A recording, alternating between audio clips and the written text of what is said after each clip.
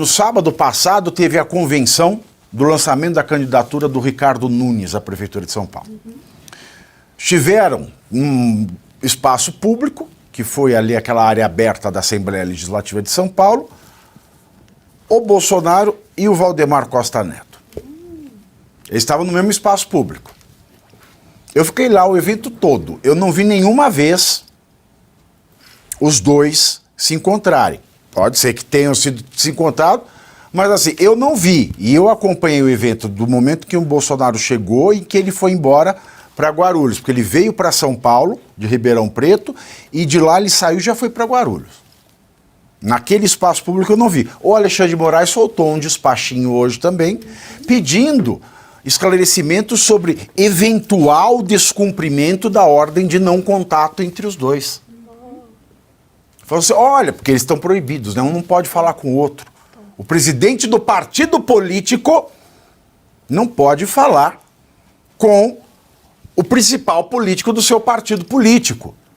Aí você me fala, isso não é interferência no poder do sistema partidário e o escambau? Isso no período pré-eleição municipal. Exatamente, ele não está nem um pouco interferindo no pleito. Imagina, que já suja, já macula, melhor dizendo, todo o processo eleitoral e de uma maneira que você pode... Claro que ninguém vai poder falar isso, ninguém pode mais falar isso, mas que isso poderia ser identificado como uma espécie de fraudar o processo. Esse é o grande problema. Pavi, o fio que une tudo isso, eu estou encantado com o que eu ouvi, ao nível de esclarecimento, porque não basta apenas você ficar fazendo, apontar as questões, mas fazer o esclarecimento.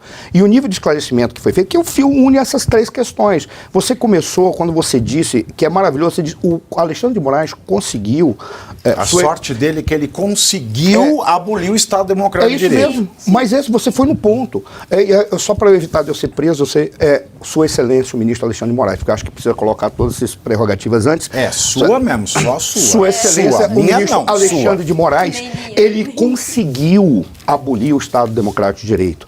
Curiosamente, sob o argumento de em defesa da democracia. Mas ele não essa consegue diferença, entender... eu costumo dizer isso, essa é a diferença do golpe e da revolução. O golpista é o que perde, o revolucionário é o que ganha. É o que ganha. Mas a lógica, Pavinato, do que você apresentou, ela é perfeita, porque foi exatamente com a abolição do Estado Democrático de Direito que você não permite que a sociedade controle os seus governantes. Ora, quando você abole o Estado Democrático de Direito, é quando você mina as liberdades e os direitos que são fundamentais para o cidadão e para o ser humano. Se você minar isso, acabou. Mas o argumento é que é a defesa da democracia, esquecendo ele que a democracia se configura por nós termos o direito de contestá-lo e poder, por canais institucionais, exigir que ele esclareça o que ele está fazendo e, inclusive, que caso ele não esteja cumprindo as leis que estão acima de todos nós, ele possa ser identificado como de todos dele, não. Dele não, mas o que eu estou falando é genericamente dentro da teoria política e dentro daquilo que se exige de uma sociedade democrática. É maravilhoso quando você colocou isso, porque é isso que configura a democracia está morrendo pela abolição do Estado Democrático de Direito. O Caio trouxe um ponto que ele falou, olha que notícia, o Alexandre Moraes decidiu, a configuração daquilo que a doutora Kátia falou acerca de um triunvirato que tem no nosso país, talvez a gente não esteja ainda, toda a sociedade se banhando em qualquer coisa ruim, negativa, inclusive sangue, é porque o triunvirato ainda não decidiu como todo... Nós vimos os triunviratos em Roma. Esse Powell agora, esse Rivers of Blood no meio do seu discurso. Mas nós veja... Powell total. Eu não estou dizendo que isso vai acontecer, eu estou dizendo que é uma hipótese. Por quê? Porque no triunvirato, e nós vimos o que aconteceu nos triunviratos romanos, alguém vai ter que assumir a chefia num determinado momento. Aí nos traz uma angústia aqui para mim, quando nós observamos no caso do Felipe Martins, no caso da Fábio Tubarão, e verificamos essa decisão, mais uma decisão de Sua Excelência, o ministro Alexandre de Moraes, a gente olha, e eu vou utilizar uma imagem que foi quando eu estava participando de um debate, um cara tentou me enquadrar e disse assim, é que você não tem conhecimento jurídico. Eu agradeci a ele, assumi e disse, veja, há determinadas coisas que o conhecimento jurídico é tão importante quanto a capacidade de raciocinar logicamente. Você não precisa de conhecimento jurídico para raciocinar logicamente. Não. E eu não conhecer, não ter conhecimento jurídico é justificável. O que não é justificável é um jurista, um juiz, um procurador não ter conhecimento jurídico. E eu falo isso dentro da perspectiva de dar a ele o direito de dizer é por ignorância e não por má fé. Porque se ele conhece e não faz, então ele está cometendo um crime. E a má-fé deveria ser julgada como tal. O que nós vemos é uma situação que você pega o Felipe Martins, sim, da minha perspectiva, diante de todo o quadro que foi apresentado, um preso político. E ainda, exatamente. Ele é o mais configurado de todos. E valendo lembrar que o Sérgio Cabral é blogueirinho, como a gente falou ontem. Exato. E quando você olha, tudo aquilo que está lá, todos os outros sofreram, mas quando a gente pega o caso do Felipe Martins, em todos os aspectos, não há nenhuma razão para ele estar preso. Ou para ele estar com essas medidas protetivas, que eu não sei por que dá uma medida protetiva. Medida cautelar. Protetiva é no caso de pessoas que buscam para se proteger de alguém. Mas medida cautelar não tem razão dele estar recebendo medidas cautelares, porque ele não apresenta nenhum risco para nada, nem para ele próprio, nem para nada. Ele não apresenta, mas ele está sofrendo. Aí você vê a Fátima Tubarão, que fez uma bravata. Ela foi apenas, ela estava num embalo ali, falou uma série de coisas, mas ela está sendo julgada com uma desproporcionalidade gigantesca para uma senhora que apenas poderia dizer, poxa, ela fanfarronice. É crime impossível, é como você ameaçar alguém com um pedaço de papel. Só para eu concluir o negócio do Alexandre de Moraes aqui em relação ao fato dele ter dado, ele dá 48 horas para dizer que duas personalidades de um partido político tem que explicar, porque mediante uma investigação anterior e foi proibido, que eles se encontrassem. Isso é o Estado... Com base em que também? Exato. Ele tirou essa medida do CAD-MDMC. Conhece o CAD-MDMC? O Centro Estatístico Aplicado do meu... Pois é, e você diz assim, fontes, vozes da minha cabeça, porque não tem fonte constitucional, não tem fonte jurídica, não tem fonte... Simplesmente ele decidiu, como nunca, Pavinato, nós vivemos uma situação, e você foi preciso ali, o Estado Democrático de Direito foi jogado, já está anulado. O que está produzindo a sensação de que nós podemos resgatar é porque eles, estrategicamente, o que eles estão fazendo? Pegaremos as personalidades que são as símbolos neste momento, e vamos trazer o pavor para os demais. Enquanto aí persegue indivíduos que são hoje símbolo da voz da liberdade. Você é um deles. E estão ali, buscando. Os demais, eles estão na alça de mira. A alça de mira no fuzil é aquilo que fica lá, a massa de mira lá no final, a alça de mira aqui.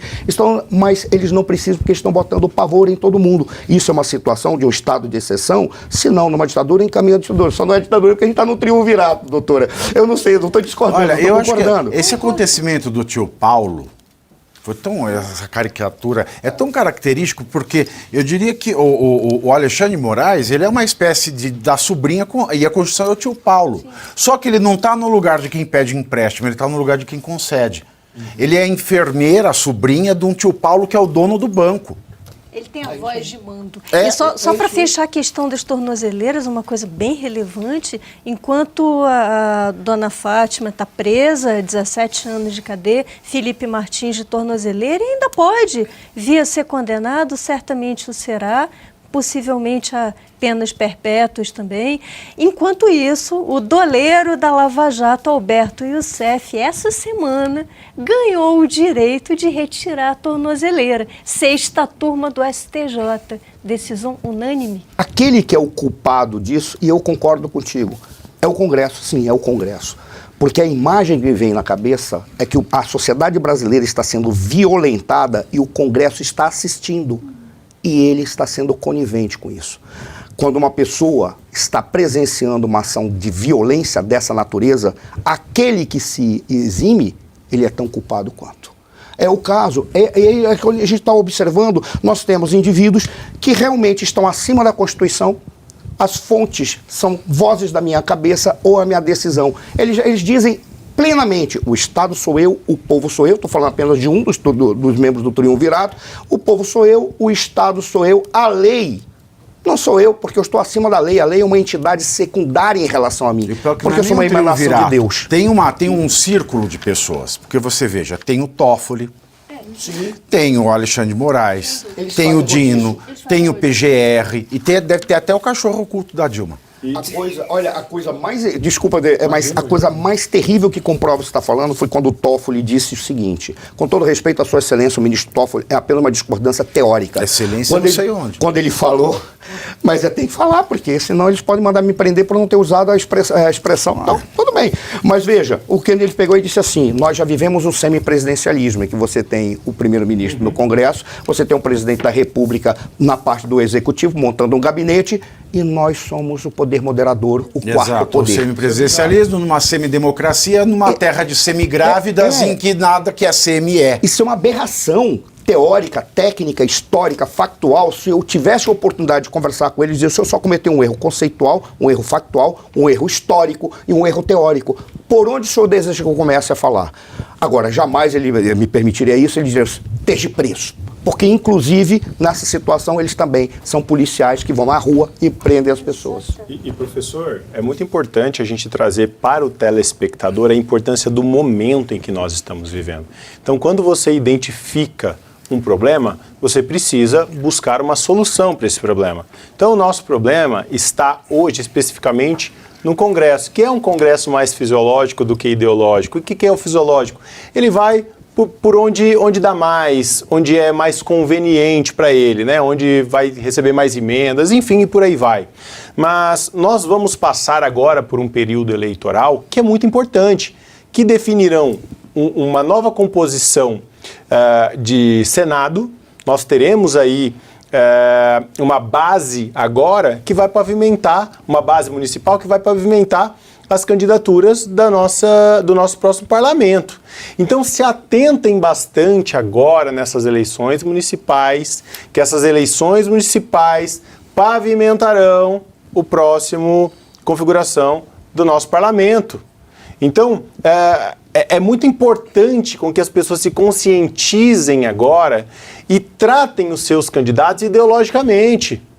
Busquem focar na ideologia do candidato e não naquilo que ele diz ser, não naquilo que ele aparenta ser. Busquem a ideologia desse candidato, que isso é muito importante no momento. Esse cara é um cara de direita ou esse cara é um cara social-democrata que fala bonitinho, um petista de gel? Prestem bastante atenção no que vai acontecer agora, porque isso é o que influenciará completamente na tua liberdade no próximo pleito da formação do nosso Congresso. Mas de gel não é melhor, não dói menos? Eu não sei, eu sei que é uma tragédia arrumada. Caio. Só uma tragédia arrumada. É uma tragédia arrumada, né? É o feio arrumadinho, mas ele vai continuar feio e vai continuar dando mais problema ainda, porque ele ainda consegue te enganar. Sabe quando você tá, é o famoso ali, o bêbado na balada, né? Mirou, tá escuro, ele vai. Aí você acha que é uma coisa, só que quando você chega lá e abre o olho no outro dia, é outra coisa. Então cuidado para você não se entorpecer com discursos. E preste atenção na vida pregressa do candidato. Quem ele apoiou, com quem ele andou, quais foram os feitos dele, o que ele apoia, o que ele defende publicamente. É uma democracia relativa? É um ditador ali? É um apoio a drogas? Presta atenção, não adianta reclamar depois, né? Por mais difícil que seja mudar o sistema, ainda existe a possibilidade pelas nossas mãos. Ainda. Porque neste ponto, a Venezuela ainda não copiou o Brasil, ou melhor, o Brasil ainda não copiou a Venezuela. Neste ponto apenas.